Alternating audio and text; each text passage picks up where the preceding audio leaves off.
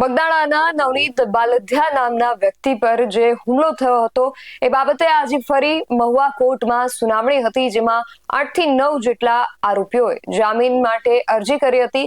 Court દ્વારા આરોપીઓના જામીન અંગે શું નિર્ણય લેવામાં આવ્યો છે તેના વિશે વાત કરીએ આ અહેવાલમાં.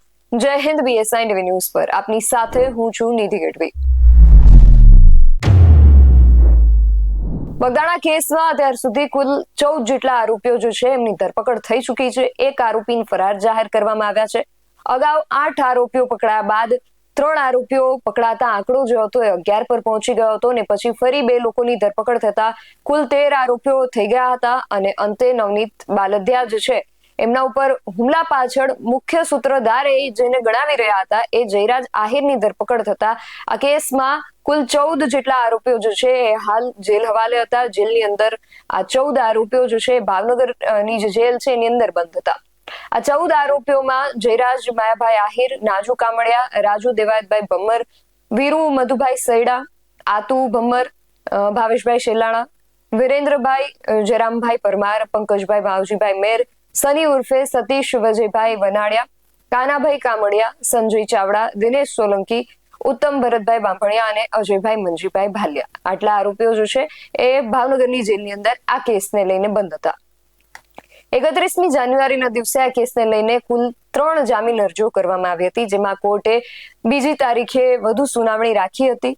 હવે રાજુ દેવાયતભાઈ ભમ્મર, વીરુ મધુભાઈ સૈડા, આતુ ભમ્મર, ભાવેશ શેલાણા, વિરેન્દ્ર પરમાર, પંકજ મેર, સની વનાડિયા અને ઉત્તમ બાંભણિયા આટલા લોકોને જેલ મુક્ત થવા માટે વકીલ મારફત એ લોકોએ મહુવા કોર્ટમાં રેગ્યુલર જામીન અરજી કરી હતી અને જેની સુનાવણી બીજી તારીખે રાખવામાં આવી હતી.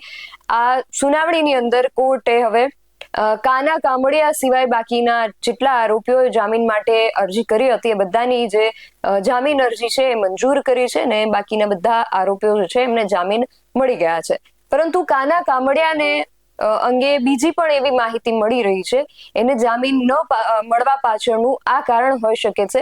માહિતી એવી સામે આવી રહી છે કે આ જે વ્યક્તિ છે એ જ વ્યક્તિ સુરતમાં વાહન ચોરીના એક મોટા કૌભાંડ મુખ્ય સૂત્રધાર છે ને એટલા માટે સુરતની જે પોલીસ છે એને જેલમાંથી કાનુ કામડિયાનો કબજો મેળવી વરાછા વાહન ચોરીના ગુનામાં એની વિધિવત રીતે ધરપકડ કરી છે અને એને સુરત લઈ જવામાં આવ્યો છે.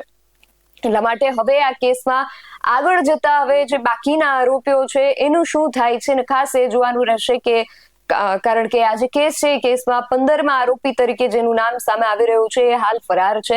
એમણે આગોતરા જામીન માટે અરજી કરી હતી પરંતુ કોર્ટે એમની જે જામીનની અરજી છે પરત ખેંચી લીધી હતી. માટે હવે જયરાજ આહિર સહિત આ બાકીના જેટલા પણ આરોપીઓ હજુ જેલમાં બંધ છે એમને લઈને હવે આગામી સમયમાં શું થાય છે, એમની કોર્ટની અંદર એમને લઈને શું નિર્ણયો લેવામાં આવે છે તેના પર ખાસ સૌની નજર રહેશે. તમારું આ વિષયને લઈને શું માનવું છે અમને કમેન્ટ કરીને ચોક્કસથી જણાવજો. આવા જ વધુ અહેવાલો સાથે મળતા રહીશું. તમે મારી YouTube ચેનલને સબસ્ક્રાઇબ કરવાનું અને અમને Facebook અને Instagram પર ફોલો કરવાનું ભૂલશો નહીં. બાકી નવી અપડેટ્સ માટે આપ જોતા રહો BSI ટીવી ન્યૂઝ.